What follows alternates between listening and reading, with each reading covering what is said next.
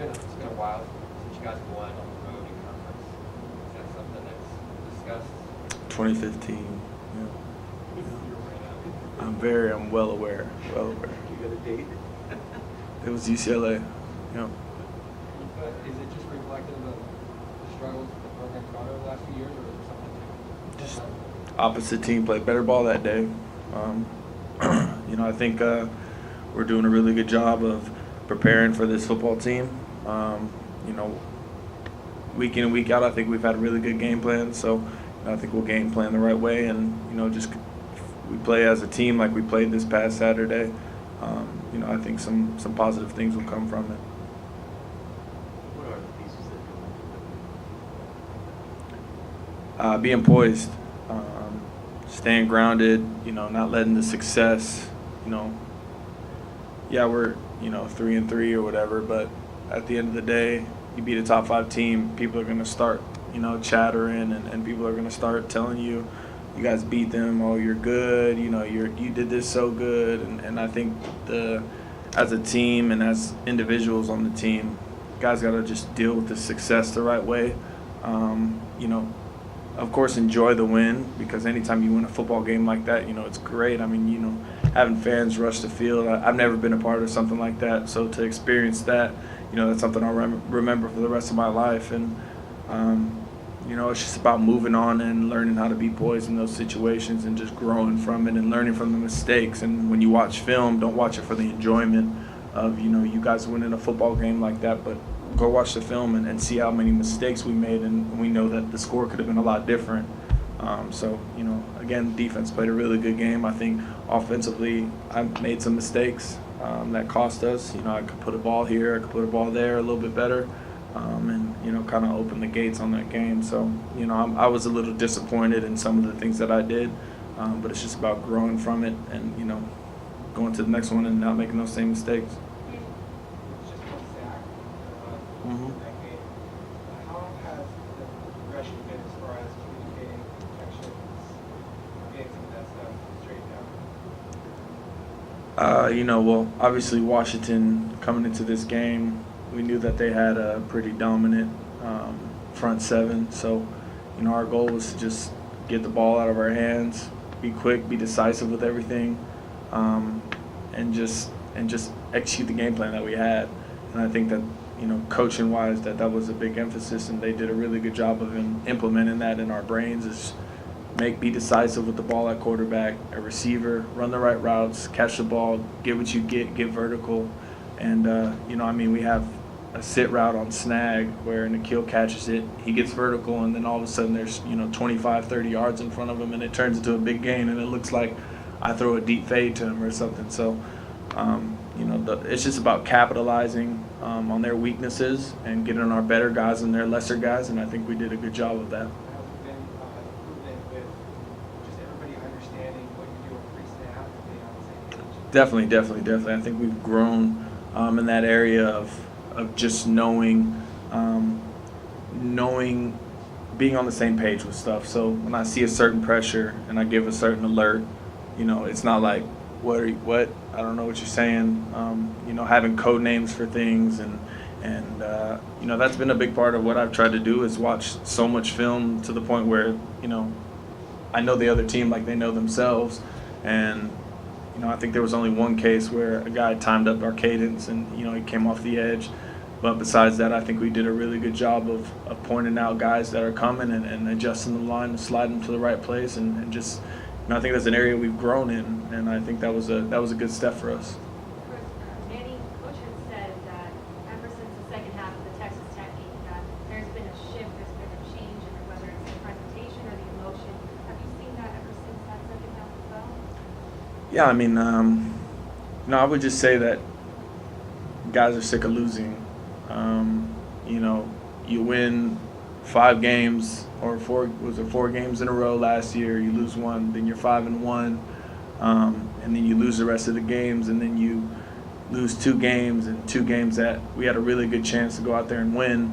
I think guys are just fed up, and I think that's been the biggest part, is just growing as a team, knowing every situation that we put ourselves in, staying poised through adversity.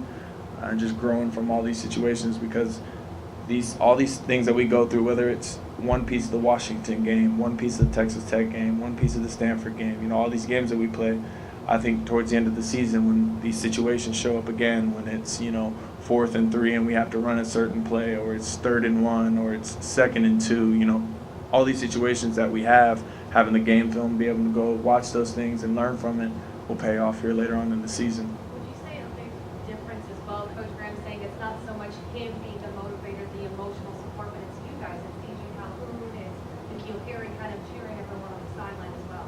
I just think as a group, we're meshing really well together. Defense is very encouraging of us. Offense is very encouraging of them. We're all very encouraging of special teams. I think we realize the importance of having good special teams play. I think we realize the importance of putting points on the board and defense making stops. And, anytime you hold a team to 7 or less points, it should be automatic win.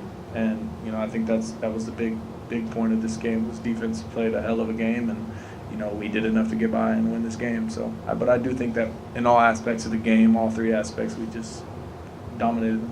Manny, you had that moment in the third quarter where you're pumped up the crowd. What does that feel like to have that kind of connection with the fan base in that moment? It was 13-0, and I just looked around and I saw the lights start to flash. I was just telling them, like, yo, this is what we do. Like, this is what we're about. And to have the energy, feeling that energy all game, it was cool to experience that. I just let them know, like, that's my gratitude, my appreciation to them, because they're a huge part of what we do. They're a huge part. You have an advantage when you have a good home base and you have good fans at your house. Them being loud on third downs, it creates huge confusion. I mean, we're going to go to Utah, and Utah is always a place that fans are always jumping, and third down, I mean, it's just how it is. So, good. That was a cool moment for me to have everybody get up, let them know it's the 4th quarter, stay strong. We got 15 minutes left or whatever it was, and let's just go get this win. The whole you have to focus on as a student athlete. Do you allow yourself to be a college football fan? Are you aware of just what a crazy week it was? It's like to be a part. I watched the Cal game. I watched it at the hotel, and Brady's my roommate, so we were sitting there and we were excited. It was cool to see, have the love for the game and to watch a team like that just dominate.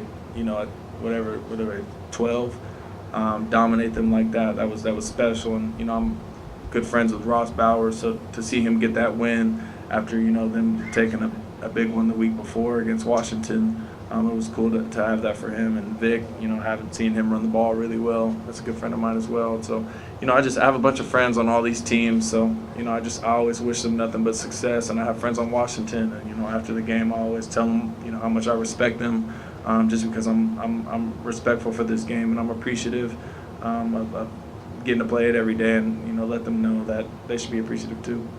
You were talking about trying to mesh together with the defense. How important is time of possession? Huge. It seems like you guys have gotten a lot better at that this year. Yeah, I think we're doing a really good job of managing the football game. That starts with defense getting off the field, then it starts with us, running the ball and getting first down and first down and first down and first down, and then their offense is like, damn, when do we get to go on the field again? And then they're antsy, and then the defense starts getting tired. I mean, the first drive, they're subbing their 2D line in, like, they're gassed already. And that's where I knew. Like, I came off the sideline after the first drive, and I said, they don't want to be here. So keep working that cut. We slid it open on the first drive. Keep working the cut. Keep jabbing at it. And eventually, when you hit it and they're going to fall over, they're going to pass out because they're leaking too much. And that's our mentality. So a lot of things. They're very aggressive. Like I said, their DBs are tall, long, lanky, very athletic. They got a really fast nickel guy. Their front seven is always good there at Utah. And the biggest thing about that program is, they have those guys so disciplined, and they just, that when you play Utah, you got to buckle your helmet up a little bit tighter, put some air in your helmet. because they're going to bring it. So, I think that's something that we preach here, is especially going against these guys, just being disciplined in everything that we do and just going out there and giving your all 100% every play. 4-3 play. How did you envision it going when you stepped into the huddle against breakout? I envision just winning a football game. Those are moments you live for as a college football player. Those are moments you dream for. I mean, if I would see that situation as a little kid, it's a game-winning moment. And, he made a hell of a play. And, I remember it forever. Ceejhay, want your take on that? First of all, it's a blessing to be in that situation and everything. But yeah, you just go out there and ball. It's last play time. You got to make a play. Ceejhay, Napier said that you had a hamstring thing that kept you from scoring on that last play that was a game because you were desperate for right on the clock. Were you wanting to score on that one though, or did you have it in your Of mind? course I wanted to score, man. Things happen. Couldn't run for speed. Somebody told me I had a grandpa run. Yeah. Did you have a clear view of the ball coming in the whole way, or what was that looking like? I mean, that play I was trying to run through DB. And I know he was throwing it to Cannon, so I was going to block so he can get around the edge. Then I was blocking, I looked back, and I saw the ball go over to Cannon, so I was like, oh, damn. Stick my hands out there and caught it. I was throwing it to Ceejhay. I mean, you say you was throwing Kalen, you say you were throwing Ceejhay. I talked to Jalen out there, and he said the original play was throwing Jalen. Damn. We're just throwing all the confusion at you guys so we can run the play again, so nobody knows what we're doing. It worked out. Football gods were on our side, but it is what it is. Ceejhay, we don't know that much about your backstory. Can you just talk about your journey to get here and then what it's been like since you got here? Well, I went to Long Beach Poly. Out of there, I went to Colorado Mesa, to D2. I played a year there. Yeah, it felt like I could be bigger than that. But D1, so I went to JUCO. First, I was supposed to go to LBCC. That didn't work out. Went to Harvard, pulled my hamstring. Was chilling for a minute. Then I went to East LA because my friend Red was on there. And then, so I wanted to see how it was. The offense is just like my high school. So I was like, I fit here, so I just stayed there. For all that time, did you ever think that something this big could happen? What's that? I thought something big was going to happen. You got here a little bit late. How has it been trying to get caught up and get in the right shape? And I'm not, all those things that you need to be productive here. At first it was hard. Everything just being thrown at me, doing all the plays and all that. But if you look at the bigger picture, it's really not that big. It's just come here, be ready to play, do your job. Nobody's gonna solve for me. Do you feel like you progressed the most where you're blocking, or where have you progressed the most since you got here? Blocking wise, a lot. JUCO, ready blocked. So I was on the outside all the time. I Mesa I blocked a lot, but I didn't start that much, so I didn't get that much experience. One last question. Manny, how do you see when you've got the tight end available to you as a receiving option? How does that contribute to the whole offense? Every situation calls for different things. I think that there's a lot of cases where, you have an athletic tight end, and normally linebackers are the stiffer guys who really can't get out and run.